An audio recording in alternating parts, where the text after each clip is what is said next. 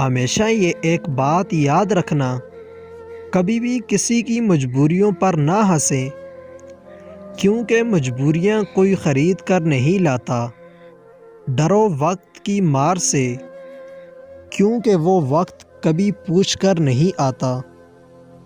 कुर्बानी का अगर मतलब किसी को मालूम नहीं, तो अपनी ख्वाहिशों की कब्र पर फूल चढ़ाना कोई औरत से सीखे। अपने दर्द को मुस्कुरा कर क्या सहना सीख लिया हमने। दुनिया को लगने लगा कि हमें दर्द ही नहीं होता। इबरत के लिए कब्रिस्तान से अच्छी जगह और कोई नहीं है। अगर आप सचमुच हंसना चाहते हो, तो फिर अपना दर्द उठाने के काबिल बन जाओ और उसके साथ खेलना शुरू कर दो।